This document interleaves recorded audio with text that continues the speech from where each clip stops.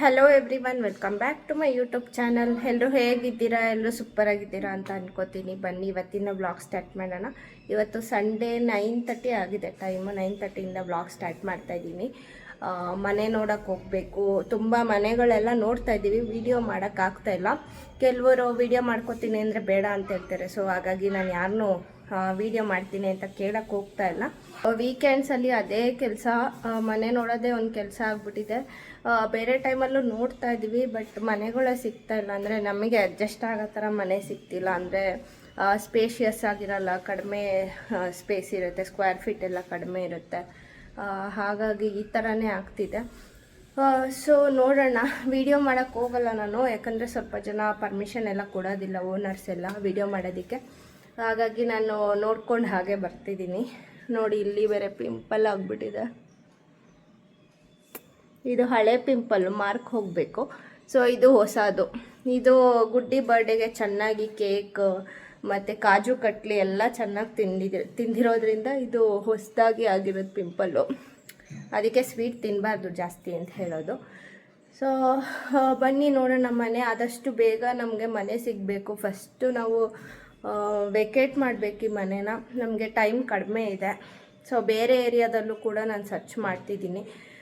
ನೋಡೋಣ ಯಾವ ಥರ ಮನೆ ಸಿಗುತ್ತೆ ಅಂತ ನೋಡೋಣ. ಬನ್ನಿ ಹೊರಡೋಣ ಇವಾಗ. ತುಂಬ ಮನೆಗಳು ನೋಡೋಕ್ಕೆ ಸ್ಟಾರ್ಟ್ ಮಾಡಿದ್ವಿ. ಯಾಕೆ ಯಾವುದು ಸೆಟ್ ಆಗ್ತಿಲ್ಲ ಅಂತ ಅನ್ನಿಸ್ತು. ಅಂದರೆ ಇವಾಗ ಗುಡ್ಡಿ ಇರೋದ್ರಿಂದ ಸ್ವಲ್ಪ ತುಂಬ ಪರ್ಟಿಕ್ಯುಲರ್ ಆಗಿ ನೋಡ್ತಾ ಇದ್ದೀವಿ ಮನೆ. ಯಾಕಂದರೆ ಏರಿಯಾ ವೈಸು ನೋಡಬೇಕು, ಮತ್ತು ಅವಳಿಗೆ ಆಟ ಆಡೋ ಥರನೂ ನೋಡಬೇಕು. ಮತ್ತು ನಮ್ಮ ಮನೇಲಿ ಜಾಸ್ತಿ ಐಟಮ್ಸ್ ಇದೆ. ಇವಾಗಿರೋ ಮನೆ ಸ್ವಲ್ಪ ದೊಡ್ಡದು, ಅದರಿಂದ ಸ್ವಲ್ಪ ಜಾಸ್ತಿ ಐಟಮ್ಸ್. ಗುಡ್ಡಿ ಡಿಸ್ಟರ್ಬ್ ಮಾಡಿಬಿಟ್ಲು. ಇದೇ ಥರ ಆಗುತ್ತೆ ವಿಡಿಯೋ ಎಡಿಟ್ ಮಾಡೋವಾಗ. ಗುಡ್ಡಿ ಸೌಂಡ್ಸೇ ಜಾಸ್ತಿ ಕೇಳುತ್ತೆ. ಸ್ವಲ್ಪ ಅದಕ್ಕೆ ಎಡಿಟಿಂಗಿಂದ ಸ್ವಲ್ಪ ಲೇಟ್ ಆಗುತ್ತಷ್ಟೆ. ಸೊ ಹಾಗಾಗಿ ಗುಡ್ಡಿ ಇರೋದ್ರಿಂದ ಸ್ವಲ್ಪ ಸ್ಪೇಷಿಯಸ್ ಆಗಿ ನೋಡ್ತೀವಿ, ಮತ್ತು ಏರಿಯಾ ವೈಸ್ ನೋಡ್ತೀವಿ. ಕೆಲವೊಂದು ಮನೆ ಚೆನ್ನಾಗಿರುತ್ತೆ, ಏರಿಯಾ ಚೆನ್ನಾಗಿರಲ್ಲ. ಕೆಲವೊಂದು ಏರಿಯಾ ಚೆನ್ನಾಗಿರುತ್ತೆ, ಮನೆ ಸ್ವಲ್ಪ ಹಳೇದಿರುತ್ತೆ. ಅಂದರೆ ತುಂಬ ಹಳೇದು ಆ ಥರ ಇರುತ್ತೆ. ನಮಗೆ ಹೇಳಿದ್ನಲ್ಲ, ಹಳೆ ಮನೆಗೆ ಹೋಗಿ ಹೋಗಿ ತುಂಬ ಬೋರ್ ಆಗಿತ್ತು. ಸೊ ಅದರಿಂದ ಆ ಥರ ಮನೆಗೆ ಹೋಗೋದೇ ಬೇಡ ಅಂತ ತುಂಬ ಹುಡುಕ್ತಾ ಇದ್ದೀವಿ. ನೋಡಿ, ಇಲ್ಲಿ ಮನೆ ಹತ್ರ ಹೊಸದಾಗಿ ಸ್ಟಾರ್ಟ್ ಮಾಡಿದ್ದಾರೆ, ಬೆಂಗಳೂರು ಕಬಾಬ್ ಅಡ್ಡ ಅಂತ. ತುಂಬ ಚೆನ್ನಾಗಿ ಮಾಡ್ತಾರೆ. ಡೈಲಿ ಫ್ರೆಶ್ ಆಯಿಲು ಮತ್ತು ಪ್ರಿಸರ್ವೇಟಿವ್ಸು, ಟೇಸ್ಟಿಂಗ್ ಪೌಡರು ಏನೂ ಆ್ಯಡ್ ಮಾಡೋದಿಲ್ಲ. ಡೈಲಿ ಫ್ರೆಶ್ ಚಿಕನ್ ತೊಗೊಂಡು ಮಾಡ್ತಾರೆ. ತುಂಬ ಸಖತ್ತಾಗಿರುತ್ತೆ.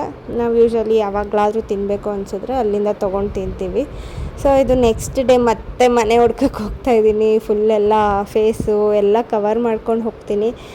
ನಿಮಗೆ ಗೊತ್ತು ಎಷ್ಟು ಬಿಸಿಲಿದೆ ಇಲ್ಲಿ ಅಂತ. ಅದಕ್ಕೋಸ್ಕರ ಸನ್ಸ್ಕ್ರೀನ್ ಹಾಕಿದ್ರೂ ಕೂಡ ಎಲ್ಲ ಕವರ್ ಮಾಡಿಕೊಂಡು, ಈ ಬಿಸಿಲಲ್ಲಿ ಜಾಕೆಟ್ಟು ಇಲ್ಲದೆ ಹೊರಗೆ ಹೋಗೋದಿಲ್ಲ ನಾನು. ಗುಡ್ಡಿಗೂ ಅಷ್ಟೇ, ನನಗೂ ಅಷ್ಟೇ, ಜಾಕೆಟ್ ಹಾಕ್ಕೊಂಡೇ ಹೋಗೋದು.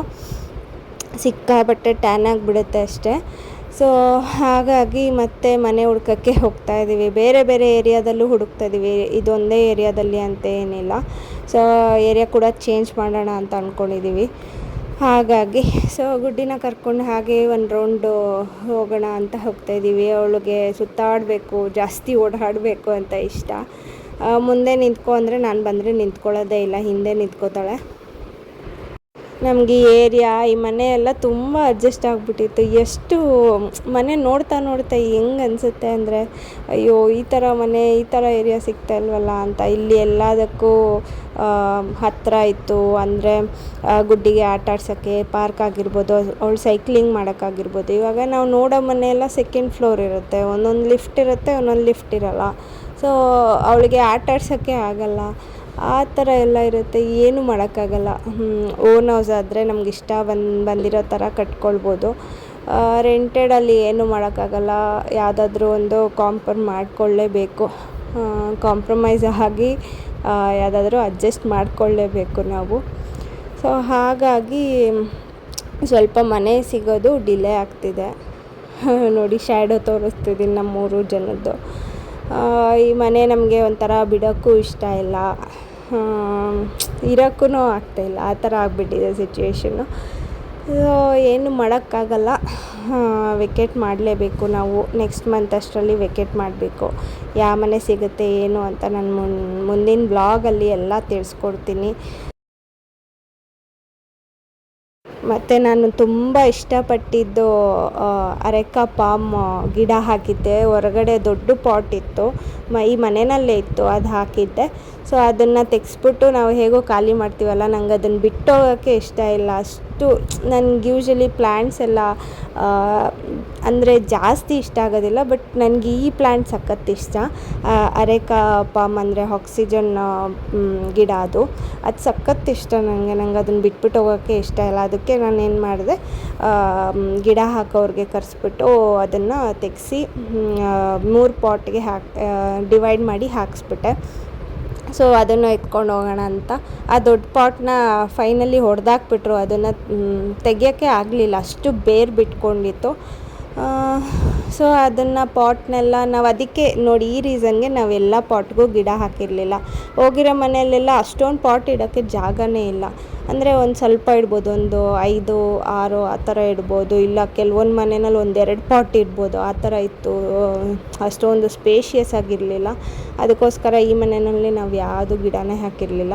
ಇವಾಗ ಇಲ್ಲೂ ಅಷ್ಟೇ, ಮನೆ ಆ ಥರ ಸಿಗುತ್ತೆ ನೋಡಿಕೊಂಡು ಕೆಲವೊಂದು ತೊಗೊಂಡೋಗ್ತೀವಿ ಪಾಟು, ಇನ್ನು ಮಿಕ್ಕಿರೋದೆಲ್ಲ ಇಲ್ಲೇ ಬಿಡ್ತೀವಿ ಅಷ್ಟೇ.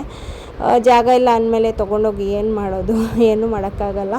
ಸೊ ಹಾಗಾಗಿ ನೋಡಿ, ಗುಡ್ಡಿ ಎಷ್ಟು ಜುಟ್ಟು ಹಾಕ್ಕೊಂಡ್ರೆ ಅವಳು ತುಂಬ ಚೆನ್ನಾಗಿ ಕಾಣ್ತಾಳೆ, ಕ್ಯೂಟಾಗಿ ಕಾಣ್ತಾಳೆ. ಬಟ್ ಅವಳು ಹಾಕಿಸ್ಕೊಳ್ಳೋದೇ ಇಲ್ಲ. ಹೊರಗಡೆ ಹೋಗ್ಬೇಕಾದ್ರೆ ಹಾಕಿಸ್ಕೊತಾಳೆ, ಹೊರಗಡೆ ಕರ್ಕೊಂಡು ಹೋಗ್ತಾರೆ ಅಂತ. ಆಮೇಲೆ ಬಂದಿದ್ದ ತಕ್ಷಣ ಅದೇನು ಮಾಡ್ತಾಳೆ, ತೆಗೆದುಬಿಡ್ತಾಳೆ. ಕೂದಲು ಬಿಟ್ಕೊಂಡಿರ್ತಾಳೆ. ಈ ಸಮ್ಮರಲ್ಲಿ, ಈ ಸೆಕೆನಲ್ಲಿ ಯಾವಾಗಲೂ ಫ್ರೀ ಹೇರ್ಸ್ ಬಿಟ್ಕೊಂಡಿರ್ತಾಳೆ. ಈ ಥರ ಜುಟ್ಟೇ ಹಾಕ್ಸ್ಕೊಳ್ಳೋದಿಲ್ಲ ಅವಳು. ಇವಾಗ ಹೊರಗಡೆ ಹೋಗೋಣ ಅಂತೇಳಿದಕ್ಕೆ ಹಾಕ್ಸ್ಕೊತಿದ್ದಾಳೆ ಅವರು ಪಪ್ಪ ಹತ್ರ. ಅದನ್ನು ಹಠ ಮಾಡಿ ಸ್ವಲ್ಪ ಪೂಸಿ ಹೊಡೆದು ಆ ಥರ ಈ ಥರ ಮಾಡಿ ಹಾಕ್ಸ್ಕೊಳ್ಳೋದವಳು. ಏನಾದರೂ ಸ್ವೀಟ್ ತಿನ್ನಬೇಕು ಅಂತ ಕ್ರೇವಿಂಗ್ ಆಗ್ತಿತ್ತು. ಸೊ ಏನೂ ಬೇಡ, ಜಂಕ್ಸು, ಆ ಶುಗರು, ಸ್ವೀಟ್ ಬೇಡ ಅಂತ ಅವಲಕ್ಕಿ ಇತ್ತು, ಬೆಲ್ಲ ಇತ್ತು, ಎಲ್ಲ ಸ್ವಲ್ಪ ಈ ಥರ ಸ್ವೀಟ್ ಮಾಡಿಕೊಂಡು ತಿಂತಾಯಿದ್ದೀನಿ. ಗುಡ್ಡಿಗೂ ತಿನ್ನಿಸ್ದೆ.